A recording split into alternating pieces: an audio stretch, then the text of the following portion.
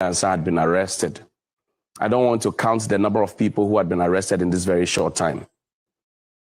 But like I always say, intimidation of any form will not win.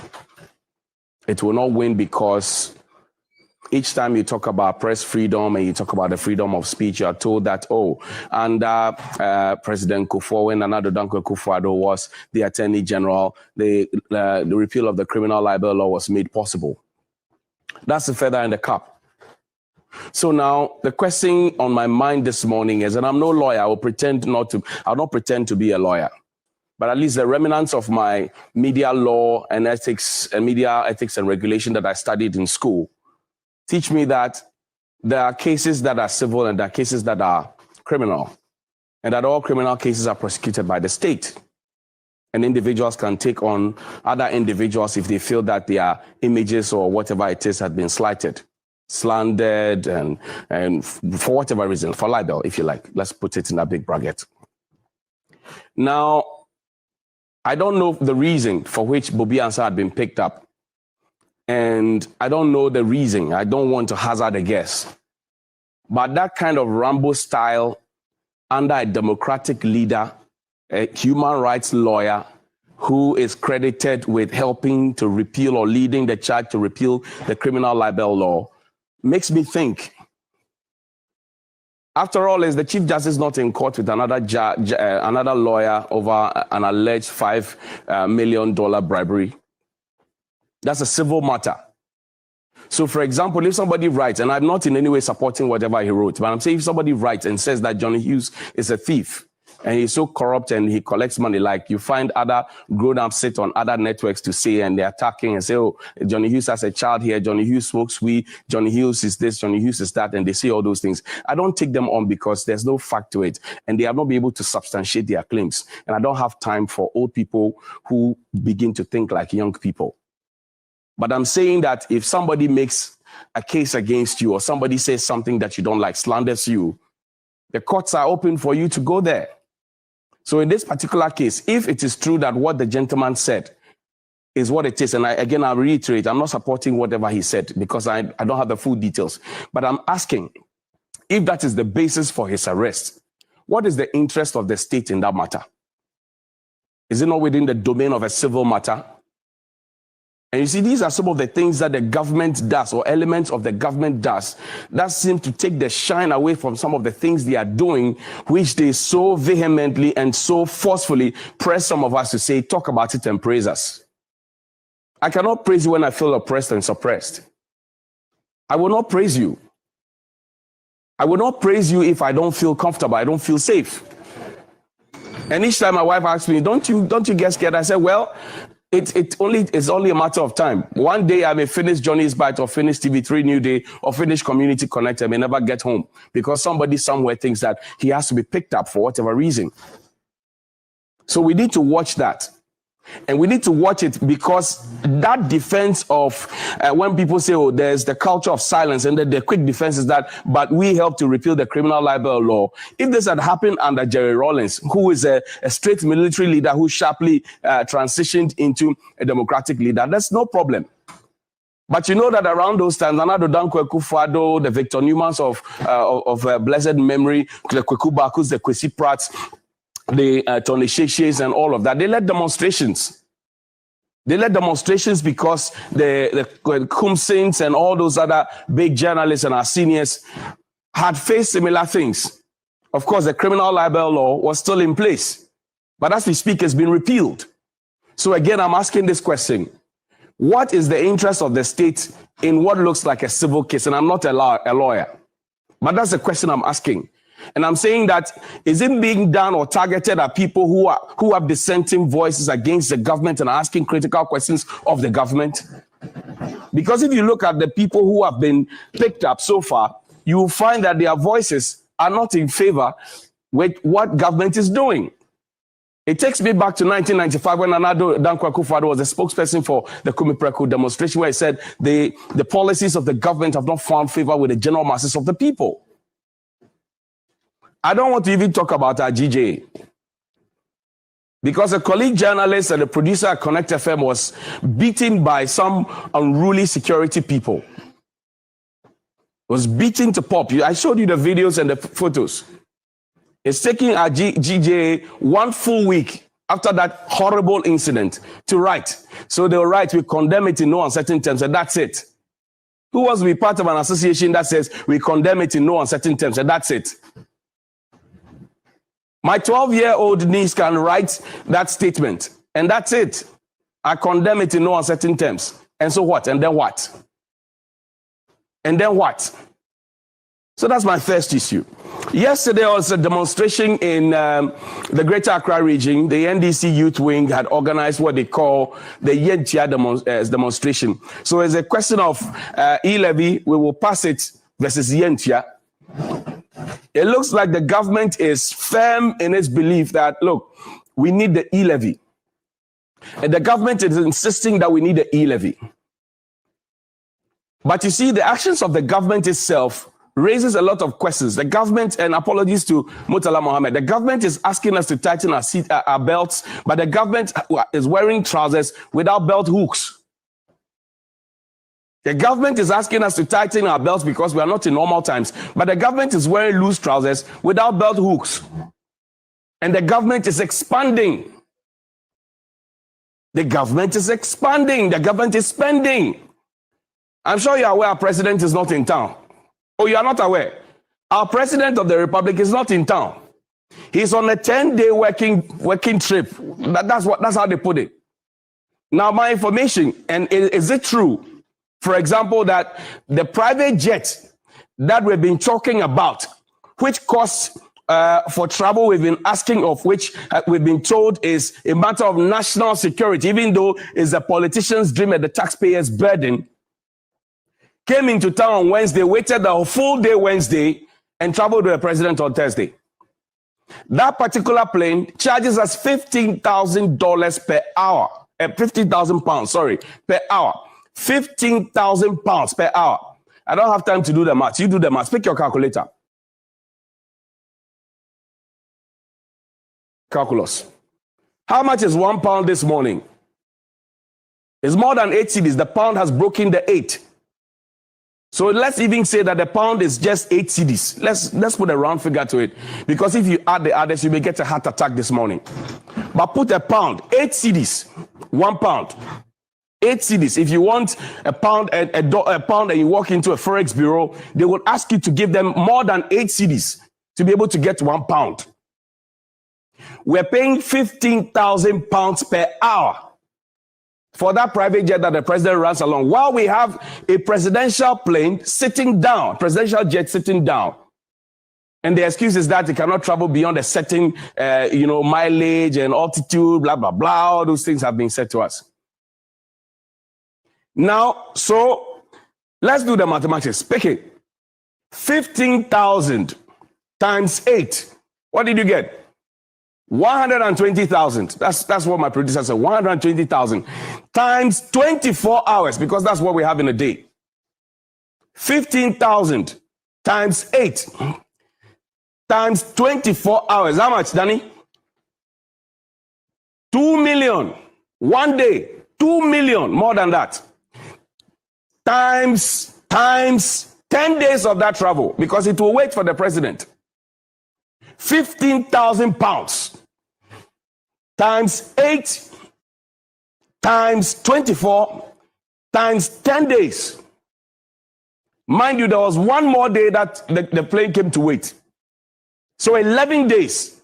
So 15,000 times 8 times 24 times 10. Danny, how much? 28 million and excess of that. Now, that is just for plane. When the president goes, he doesn't sleep in somebody's house. The president will go and sleep in a hotel. Obviously, it will be a 4-star, 5-star hotel because he's a president. Big man. So the president is asking us to tighten our belt. His finance minister is going around with the information minister and other government officials telling people about the e-levy, the E-level, the E-level, the Y-level, whatever it is you want to call it. They are forcefully convincing people to pay the e-levy. And they tell us that whatever 6 billion we raise out of that will change our lives. It has a magic wand. It will change our lives. Our roads will be better, our hospitals. And Mwakwata says all our contractors will be paid. We're just talking. But this is just one aspect of the expenditure. That he opened for me the table of the budget, the 2022 budget, that appendix that's showing how much the presidency alone is taking for this year alone. I've given you the calculation for the plane.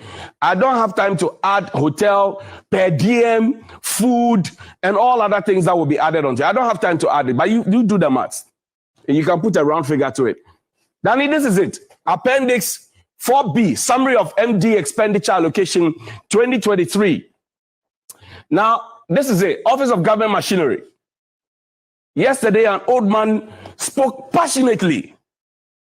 And he says, you're asking the people to generate 6 billion for you. But you're spending 3 billion. 3 billion to run the Office of Government Machinery. Then he played a video of the septuagenarian, the 74-year-old ex-serviceman. And he spoke from the depth of his heart and soul. Listen to him. The old man, he said he was not supposed to be out there. And he said that he had never seen this since 1969 when Professor Buzia was in power. Mind you, the MPP is of the same stock. And the argument at 1969 was that Professor Buzia was not performing. He was not scratching the people where they were itching. He was not doing what the people wanted. Are you wondering why all our doctors and our nurses are leaving for the UK? Have you wondered why all our doctors and nurses are leaving for the UK? Because they don't want to be treated like UTAG, where they finish teaching and your intellectual community is begging for better bread. And the parents of the children are spending money and getting no value for it because the children have been in school for more than 5 weeks. Yesterday, the university students, they were out there on the streets. What were the argument? The argument is that we're paid for hostel fees, we are paid our school fees, we're spending, we are eating, we're spending money on transport, blah, blah, blah. But nobody's teaching us anything because their lecturers are demanding for better bread. And the last time I showed you the example of Belarus, our GDP is far better than that of Belarus. How much do they pay their lecturers there? How much do we pay our lecturers here? So our doctors are migrating, they are leaving. I showed you the deplorable state of the Likpe Bakwa Hospital. We have elevated the Hohoe Government Hospital to a regional hospital. So the next thing was to have raised Likpe to a district hospital. We have not been able to do that. And no doctor will go and work there. No doctor will go and work in those leaking facilities. No doctor. So find me the 74-year-old man. He was in a red shirt. And yesterday, when he walked to me, he had a VOA shirt. I thought, usually when we go on such demonstrations, you see either VOA, BBC, or DW come to you and ask, oh, sorry, what does the terrain look like, and all of that. Sorry. So yesterday, when he walked up to me, I thought he was one of those. Then he said he had something to say. He's a septuagenarian, just like the president. The president is also 78 now, right? So this is 74. So what he knows, the president knows. Or vice versa. He lived through the same times. If you can't find that video now, play the Kayaye video for me. Yesterday I saw some Kayaye. So I asked them 2 questions. I asked them why they were out there on the streets. And they said all the promises that was made to them or that were made to them have not been fulfilled. They reminded me of the hostel. They reminded me of what? Some monies that were promised. Plenty of things. A typical case of Nana and Baumia Dadame. And you see, when you think about all these things and you consider what you call it, the spending that is going on, you think of that Ilumbe song, Usunami yo, Usunami ya, Anke Beden na yoya. You are asking poor people to pay e-levy. Nane Champo, sorry about that. Thank you, Bella. Play the video for me. I have never seen this government before. The whole country become polarized. Why should we pay levy, e-levy? My children, they do send me, they remit me. They have to. Why? Ghana is becoming harder and harder. That is why I am forced to be here today to protect, to let the people know that we are suffering, especially education. My grandchildren are no better education. You go for school 3 weeks and you come and stay home for 3 months. Wow, I've never seen this education before. This government, he must eat a humble prayer. It must go away. It's a very lazy government. But we're in a democracy until 2024. You cannot say the government should go away. No. For demonstration, yes, we are Unchiria. And yet me to say, yes, you have a demonstration. And I mean, me what beside, and I was saying, I demonstration. And I see the demonstration. Almost see tax. And I miss oh, say, no, dear, and no, yes, we are Kahubi. And I draw Martinaya, dear, I organize them. And that's an anti Nayabano. That's now see a veteran. Yanisika, Okroma, when you can. Yes, we are here to man. To me, Sandika, can you say, Nimami or not? Ete Wamami said this camera. Not a Siasicana Mina Okrom and also. And a mess out to your tax. I never cut. I'm a Mimami. That's a Kaya. She's frustrated. And yesterday, you could tell the frustration on their faces. There were women who were carrying stones on their heads. So I asked them, what are you going to do with the stones? They said, we are going to give it back to Mahama. Mahama, Bayote. Because you told us that we didn't listen to you. I shall protect the public purse. Is failing to be accountable. And he shrouds it in national security. You are traveling on behalf of the country. You say it's an official visit. Official travel. You are spending my resources. Time for you to account to us, and you tell us it is national security. So you ask you ask Foreign Affairs Minister, he says, go and ask Defense Minister. You ask he says, go and ask Foreign Affairs Minister. You finish it, go to National Security Minister. So you are just tossing the people around. And you see, the Vice President is acting now. The President is gone. The Vice President is acting. The Vice President's loud silence on the e-levy, even as the head of the economic management team, is so deafening. Because whatever it is that will happen with all the Bible verses that Mr. Konoforiata will quote and tell us about his upbringing and give us anecdotes and tell us how every Ghanaian should be paying for it. And he's surprised that free SHS graduates are not supporting the e-levy. They won't support the e-levy because I take care of a free SHS person. That individual is in SS3 now. Went to school for 1 term before the shutdown in 2020. Stayed at home for the whole year. We had to pay extra classes for teachers to teach that individual. They went back to school for 2nd term. They did just about 2 terms. And then when they got back, they are informed, they are told they'll be writing their WASI sometime in April, May, or June. So instead of the 3 terms of Form 1, 3 terms of Form 2, 3 terms of Form 3, they have been shortchanged. And they know that it is 1,300 cedis that you spend on them. But when they calculate their transport from home to school, when they calculate the expenses of their provision, when they calculate the expenses of other things that they have had to bring to school, you know that it is more than 1,300. So them are clear. And their parents keep telling them,